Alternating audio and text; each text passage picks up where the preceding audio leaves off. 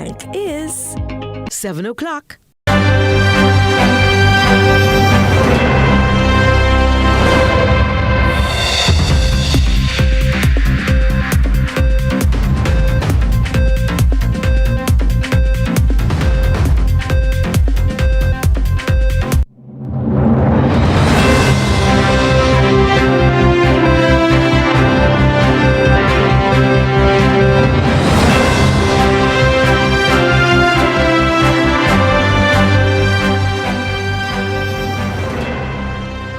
Tonight in CVM News at 7, bus carrying students involved in multi-vehicle fatal crash in St. James.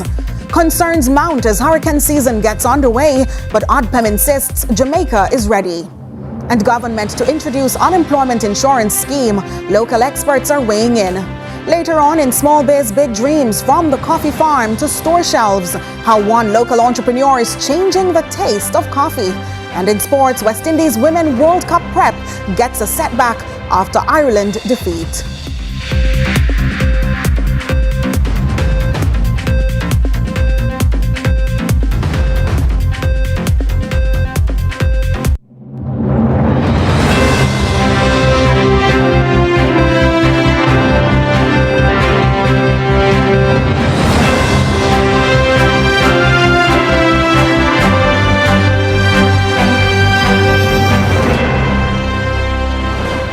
From Kingston, Jamaica, this is CVM News at 7 for Monday, June 1, 2026. I'm Nika Lewis. Thanks so much for joining us. We begin with tragedy. A woman is dead and several others are injured following a crash along the Elegant Corridor in Rose Hall, St. James, Monday afternoon. Reports are that sometime after 3 p.m., two vehicles, a private motor car and a bus, were traveling towards Trelawney. It's understood that the bus with students on board veered out of its lane, struck the victim, then crashed into a parked tractor where roadwork was being done. The private vehicle also collided. The victim was reportedly directing traffic at the time when she was struck by the vehicle. Superintendent Aaron Samuels is commanding officer for the St. James Police Division.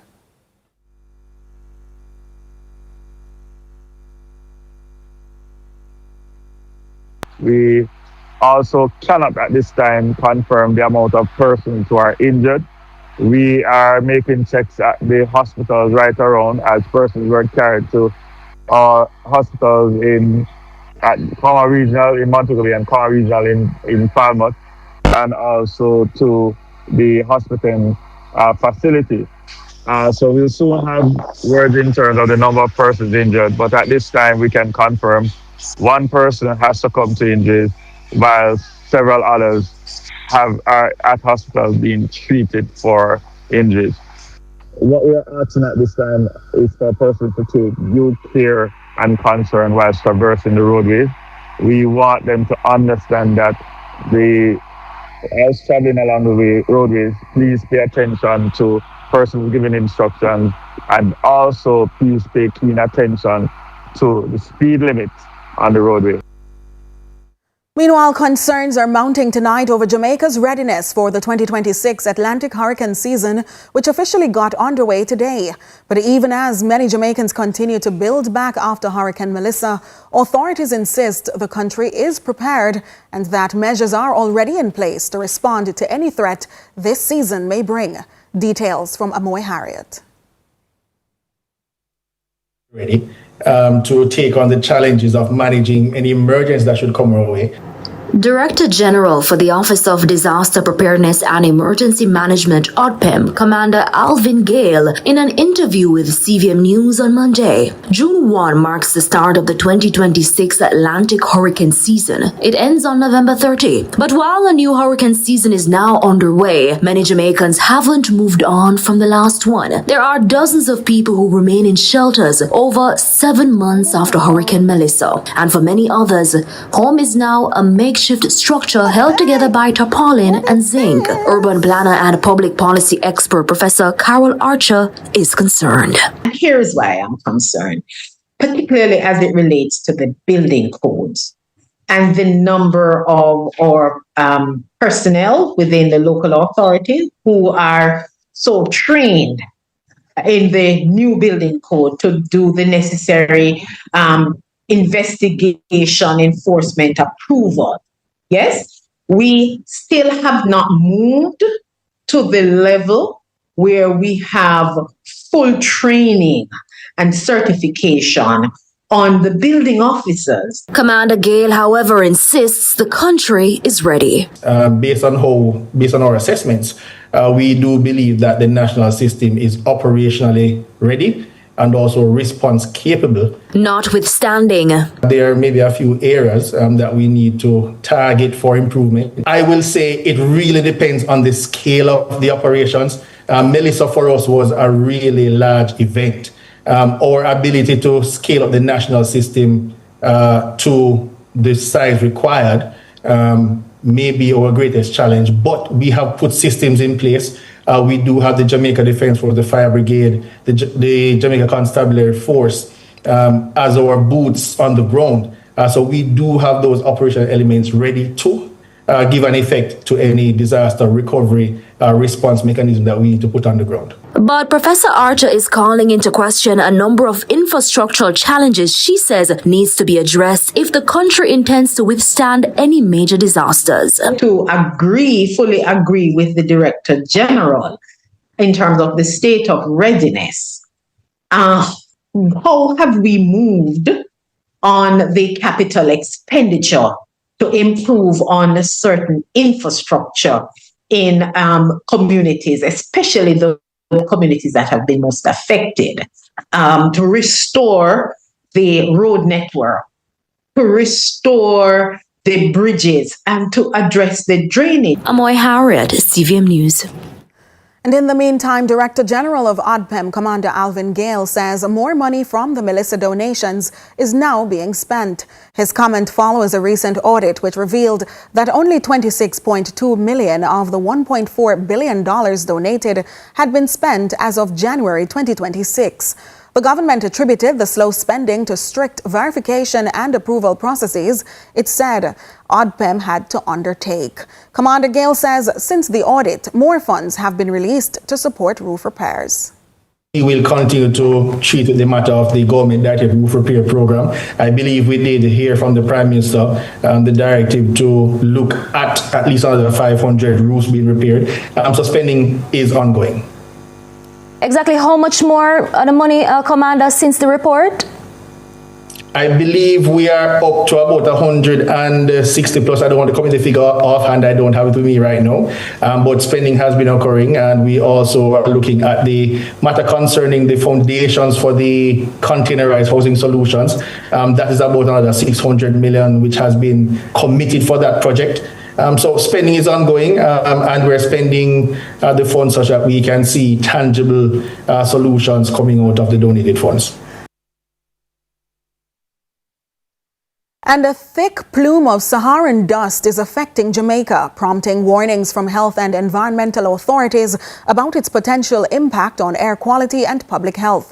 The Ministry of Health and Wellness is urging Jamaicans, particularly those with respiratory conditions, to take precautions as dust particles continue to linger across the island. NEPA is also monitoring conditions closely and encouraging residents to stay informed. Akeem Aret has more in this report.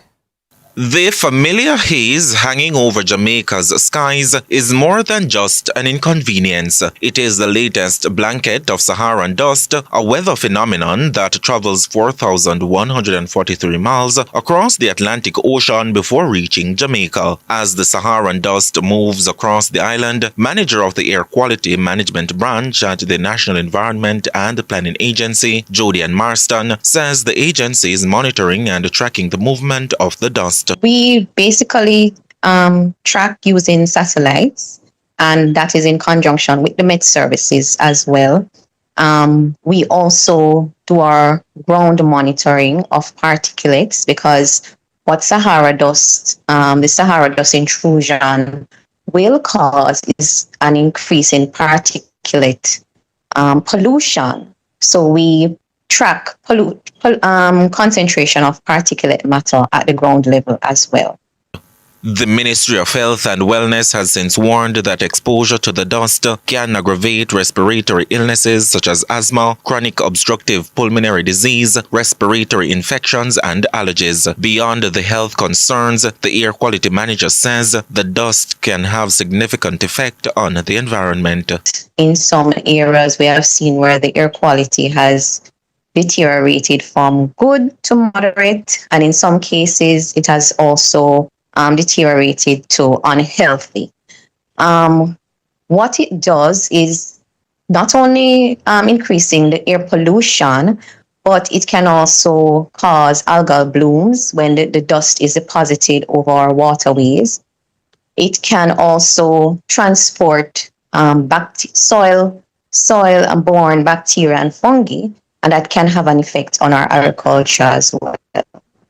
Some experts have suggested that climate variability may influence dust activity. NEPA has observed changes in the frequency, duration, and intensity of Saharan dust events affecting Jamaica over the years.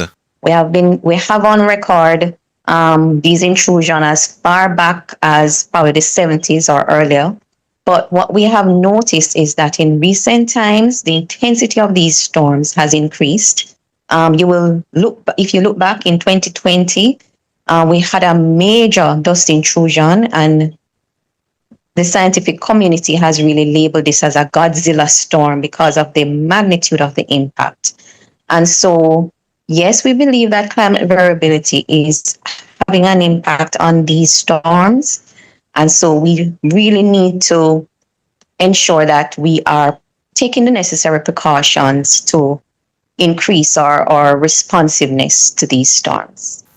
With Saharan dust expected to remain over the island for the next several days, authorities are encouraging Jamaicans to monitor official updates and take the necessary steps to protect their health and well-being. Reporting for CVM News, I'm Akeem Art. The Ministry of Health and Wellness is also urging Jamaicans to take precautions as a thick wave of Saharan dust continues to affect the island. The ministry is advising members of the public to stay indoors as much as possible, wear face masks when venturing outside, and protect their eyes and skin from direct exposure. Jamaicans are also being reminded to wash their hands regularly, avoid touching their eyes, and ensure that water collected for domestic use is properly treated and covered. You're watching CVM News at 7. More after these.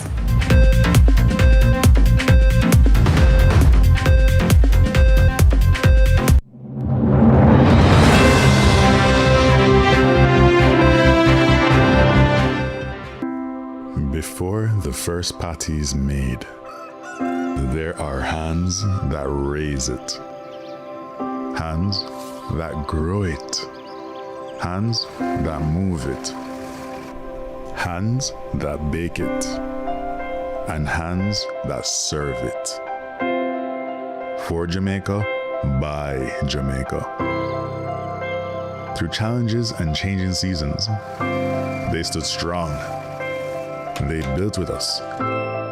They believed. To every farmer, every team member, every partner, thank you.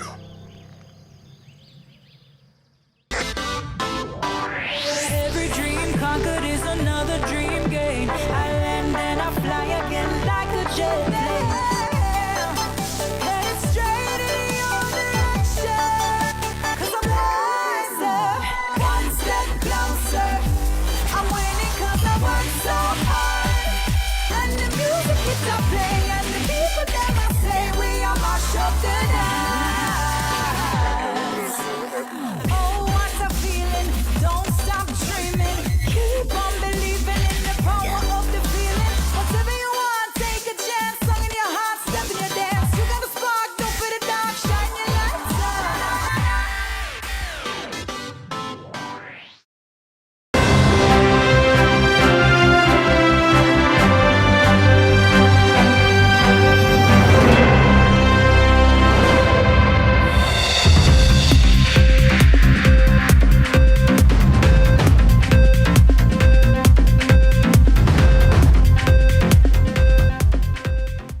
Thanks so much for staying with us.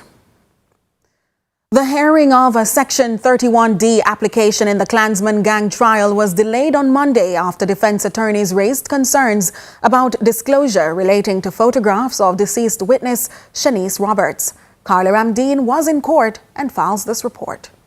The hearing of a Section 31D application in the Clansman gang trial was halted on Monday after defense attorneys raised concerns over non-disclosure of photographs of deceased witness Shanice Roberts. Defense attorney Denise Hinson told the court that the defense had not been provided with additional photographs of Roberts that were supplied to the prosecution by a witness. She argued that full disclosure was required so the defense could properly consider whether the material would assist in the defense's case on the voir dire. The matter developed when defense attorney John Clark raised concerns about the process used to recall two witnesses who were brought back to identify Roberts and establish a nexus in the case.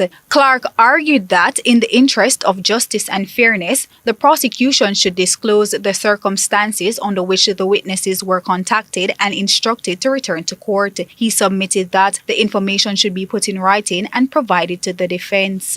Justice Palmer expressed concern that the issue had not been raised earlier, noting that the court had assembled to hear the Section 31D application and was only now being asked to address additional disclosure concerns. As discussions continued, the judge repeatedly sought clarification on whether the defense was effectively seeking an adjournment of the application. Clark maintained that once the decision was made to recall the witnesses, enhanced disclosure obligations were triggered, and the defense was merely seeking information necessary to ensure fairness. Following a break in the proceedings, the photographs were disclosed to the defense. After reviewing them, Hinson indicated that the defense did not anticipate recalling any witnesses on the basis of the images. The prosecution also informed the court that the investigator had been contacted regarding the circumstances surrounding the witness recall, but additional information would not be available until Wednesday. Defense attorney Clark subsequently requested a statement from the individual who contacted the witness who was recalled to identify Roberts. Justice Palmer later indicated that it would not be prudent to continue hearing the Section 31D application until the requested information had been provided, particularly if there was further evidence that the court might ultimately have to consider. Carla Ramdeen, CVM News. Police are investigating a double homicide in Longwood near Santa Cruz in St. Elizabeth, where two men, including a businessman, were found dead at a car mart on Sunday evening. The deceased have been identified as 64-year-old car mart operator Melvin Blythe, otherwise called Tuta, and 34-year-old Ramel Johnson, otherwise called Cutty. Reports are that residents heard loud explosions early Sunday morning. However, it was only after checks were made at the car mart that the bodies of both men were discovered with what appeared to be gunshot wounds. Investigators are now seeking to determine the circumstances surrounding the killings. Meantime, the Jamaica Constabulary Force has launched a brand new episode of its Force for Good podcast, revealing a major problem at the Police Emergency Communication Center, PECC. Speaking on the podcast, Assistant Commissioner of Police Gary Francis and Superintendent of Police Stacey Powell spoke about upcoming emergency response systems and the daily operation of the PECC. More. Referred to as a C5. C5. That is about command, control, communicate, computer, and counterintelligence. And this is really about how to integrate multi pieces of technology to make decisions in order to inform our field operatives, our police officers out there of what is happening and to make some predictive analysis in order to do our core function, which is really the preservation of life, protection of crime and poverty, and prevent crime.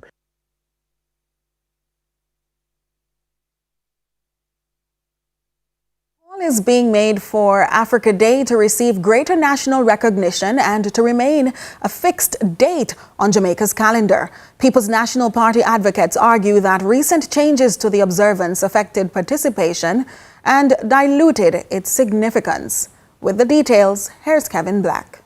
Calls are being made for greater recognition of African heritage in Jamaica amid renewed discussions around identity, language, and cultural sovereignty. According to PNP Region 3 Committee Chair Ethne Miller-Simpson, the discussion has been broad and touched on issues including history, language, and Jamaica's connection to Africa. The conversation today has been very dynamic. We started out really having a conversation about the video with former presidents from Ghana, Kwame Nkrumah. But there are so many pieces to it. We looked at sovereignty, we looked at the theme of the African Union, looking at sustainability and looking at water, looking at the environment. We talked about language. We questioned the motto out of many one and recommending, even where it concerns language, that we do need to move a resolution and to take that forward. Because many persons who are here tonight recognize that our first language is actually not English. The language of the cradle for us is Patois. Simpson explains there are concerns that Africa Day observances should remain fixed on the national calendar, with calls for greater emphasis in schools and communities. Africa Day is supposed to be so central, so much of the core of who we are, that is a day that should be in the calendar, and we should ensure that people do the work and come out and celebrate, and it's a part of us. That's not a day that should have been moved. She also says some did not receive the official advisory regarding the shift in observance, and that while some schools still celebrate Africa Day, it was not on the same scale as previous years. So Africa Day, we feel, is supposed to be central in the calendar, and we're going to recommend to the ministry and to the government that that's not a day that should be moved or should be changed. Every year we should know that that is a day, just like how you have Christmas Day, just like how you have the 4th of July. Kevin Black reporting for CVM News. And now we revisit that JCF podcast where we talked about Force for Good and its latest initiatives that were spoken about as major happenings in the JCF. Let's take a look. The Jamaica Constabulary Force's Force for Good podcast has revealed that most calls to the police emergency hotline are non-emergencies, leaving dispatchers to sift through thousands each day to identify the real crises. Speaking on the podcast, Assistant Commissioner of Police in charge of the Police Emergency Communication Center, Gary Francis, maintains an astonishing 65% of people who call the hotline are prank callers. Another 15% are not emergency calls. The ACP is urging prank callers to stop. 119 receive an average of 5,000 calls daily. Of those calls, about 65% are prank call or crank call. Calls that have nothing to do with policing. Another 15% or so are maybe police related but non-emergency. And maybe about 20% of those calls are emergency related. Superintendent of Police Stacey Powell is also warning citizens against making false reports. Just to remind members of the public that when it comes to calling, whether it is the police or the fire department, reporting on matters that does not exist, you can be held accountable. Meanwhile, ACP Francis emphasized that filtering out these annoying and distracting calls is critical as the center focuses on strategic new ways to improve public safety, traffic management, and police deployment. Broader picture of what is happening. So with the C5 on board, we expect that we would improve on our accuracy in predictions, in forecasting, in deployment to improve public safety and the whole aspect of public order, traffic management, and crime reduction. Kevin Black for CVM News. In the meantime, a kind gesture from the Bureau for Disaster and Humanitarian Response, DHR, from the United States Department of State could not have come at a better time. During the American Chamber of Commerce of Jamaica, AmCham Jamaica 40th Anniversary Gala Celebration and Awards Show last Wednesday, the country was granted an additional $2.5 million to aid in rebuilding the lives of those who were impacted by Hurricane Melissa. Natasha Williams has more.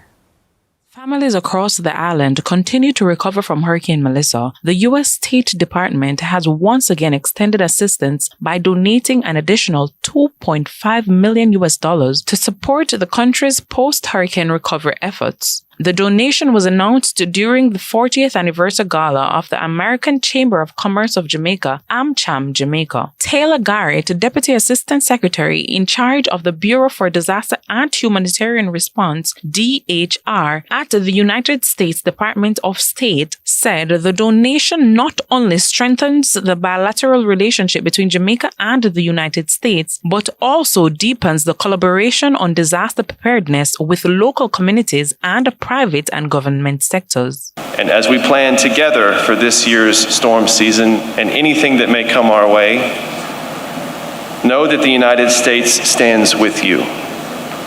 Government, private sector, and the people, not just today, but for years to come. As such, tonight I am pleased to announce that the United States is providing an additional $2,500,000 in funding for Hurricane Melissa recovery efforts to Jamaica. In recognition of its continued relief and recovery support, AmCham Jamaica has presented the Eagle of the Americas Award to the U.S. Bureau for Disaster and Humanitarian Response. Under DHR's leadership, the United States government mobilized approximately $3.5 billion Jamaican dollars in immediate humanitarian assistance since the disaster struck. AmCham Jamaica President Andon Young Sang said the Bureau's recognition as a special awardee marked a defining moment not only for the organization but also for the wider Caribbean. They did not hesitate. They jumped in. Whether it be from the search and rescue team, the DART, the sending of the Southern Command, the hospitals that they had set up immediately, they were one of the first groups that were here. And it just showed you partnership. It showed you leadership. It showed you that they cared. So they more than deserve that because they did it not only for the Jamaica, they did it for the Caribbean. As Jamaica faces the start of another hurricane season, the message of unity and appreciation was a sentiment echoed by other local awardees and nominees. So many times we feel like we're left behind and we're not seen and we don't necessarily need the recognition, but this tonight feels incredible. It feels amazing. Big up to AmCham for recognizing the people who are trying to build the nation with what they have, where they are, because it's individuals like us who can help the nation get to where it needs to get. Natasha Williams, CVM News. Labour and Social Security Minister Pernell Charles Jr. has announced plans to introduce an unemployment insurance scheme for Jamaicans grappling with a sudden job loss. It's a bold move that will seek to bolster Jamaica's social protection mechanism. Local experts are already weighing in. In May 2025, Cabinet approved the introduction of an unemployment insurance benefit under the National Insurance Scheme NIS. Coming out of his recent sectoral presentation, Labour and Social Security Minister Pernell Charles Jr. expounded on the benefits some stakeholders have long anticipated.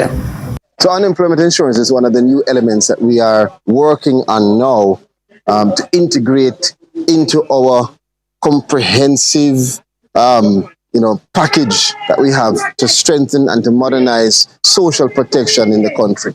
Now we're in the stage of working it out, so I can't give you the details just yet, but I can tell you that the intention is to make sure that it provides temporary financial assistance to persons who have lost their job, but not to anything that is in their control. So you haven't been fired for doing anything wrong, you just lost your job for circumstances beyond your control. Jamaica's unemployment rate stands at 3.6% as at January 2026, accounting for just over 51,000 people.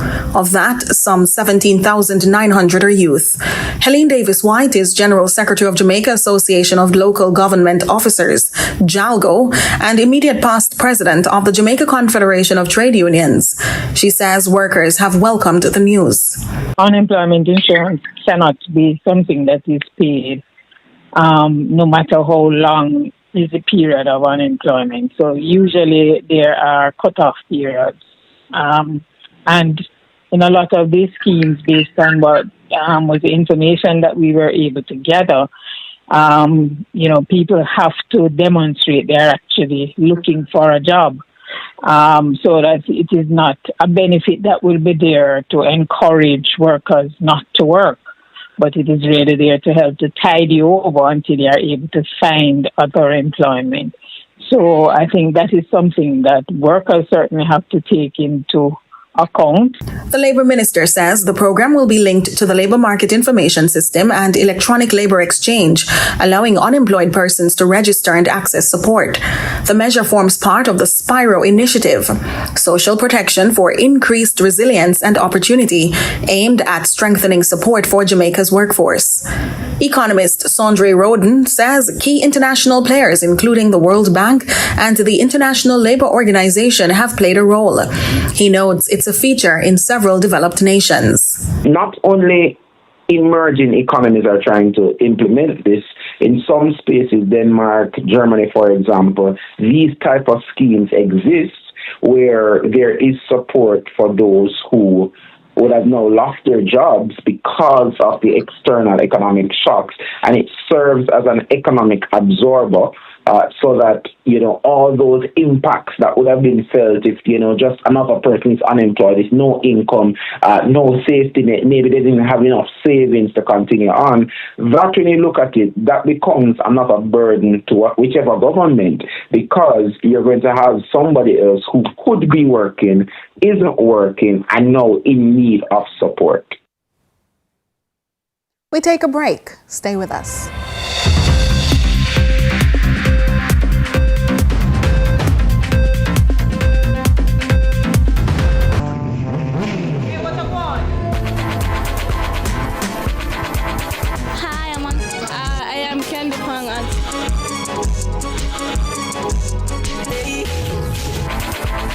Watagwan. Watagwan. Datagwan. Watagwan. Watagwan. Mondays, Wednesdays, and Fridays at 8 a.m., 1:30 p.m., and 10 p.m. on CVM TV. Let's delve deep into the issues. We'll take you beneath the surface. Greetings and salutations. My name is Orville Higgins, and it's another edition of Fan Central. Talking to the people at the heart of the top sporting stories. Hear from your favorite sportsmen and women and the administrators who work tirelessly to make it all happen. It's live sports talk. I've written an entire article. Yes. Looking at all the major issues every Tuesday at 9 p.m. It's Fan Central.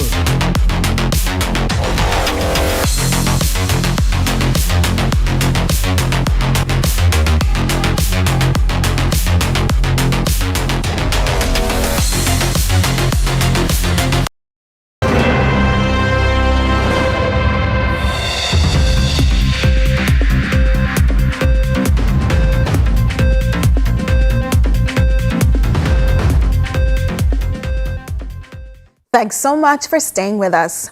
Jamaican Blue Mountain coffee is known around the world, but one entrepreneur is finding new ways to bring it to local consumers. Through Kamgar Farms, Garfield Clark has built a business solely around coffee and coffee-based products. Our reporter Kevin Black has his story in this week's edition of Small Biz, Big Dreams.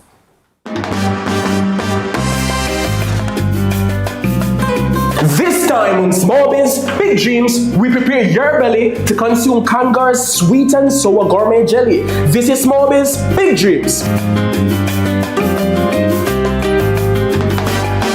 Garfield Clark is the founder of Kamgar Farm, an agro-processing business that turns Jamaican Blue Mountain coffee into a range of value-added products. So I got started with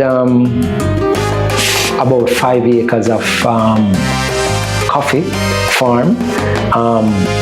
Of course, I was in some partnership with a family member. Things didn't went well, and so I decided it forced me to have to pivot. From there, I started with my experiment in the kitchen with the jelly. I catch it, sometimes I don't catch it, and so it lead me to go to SRC, Scientific Research Council, who actually did some experiment, because coffee is not very easy to work with, and of course they formulated for me and everything, and they are the one who also manufactured all my products. Garfield says that the business grew out of challenges in coffee farming, leading him to experiment with new products and build a brand of his own. I didn't sell my first product until June 2023.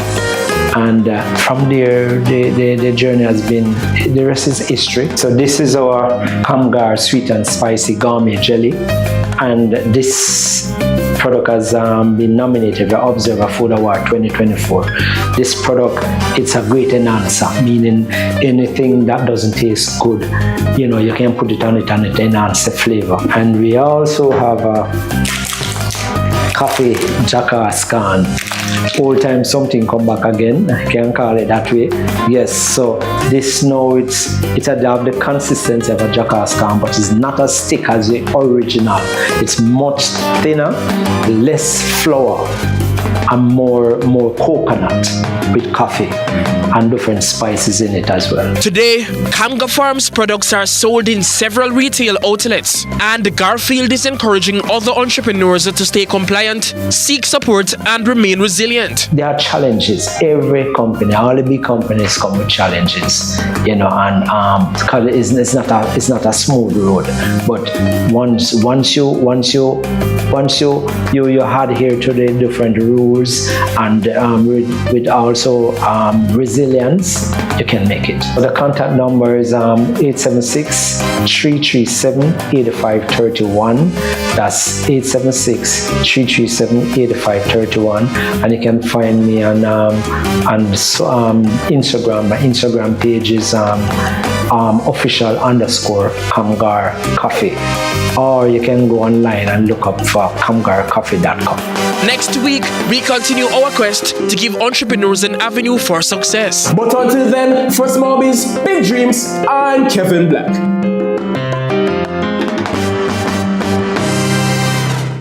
In international news now, U.S. President Donald Trump says he had not heard from Iranians that they were suspending talks with Washington, but added that silence would be fine and he was willing to wait. Trump also says he does not care if negotiations with Iran end. We'll hear more from Al Jazeera.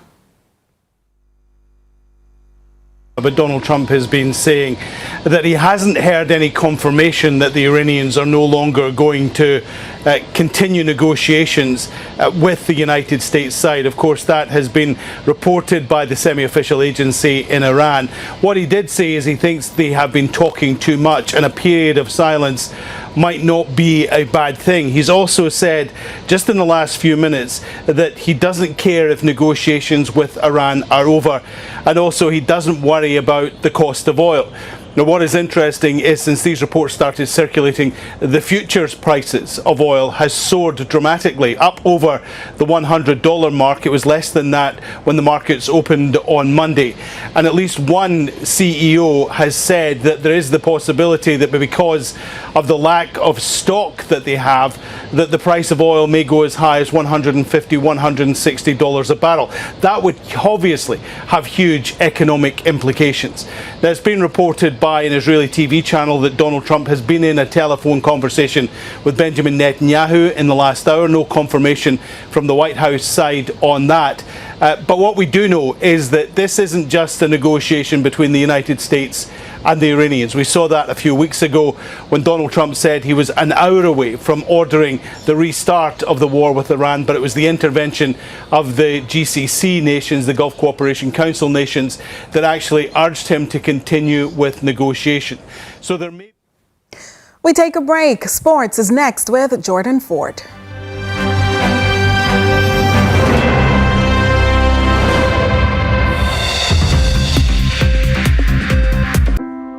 Before the first patty is made, there are hands that raise it, hands that grow it, hands that move it, hands that bake it, and hands that serve it.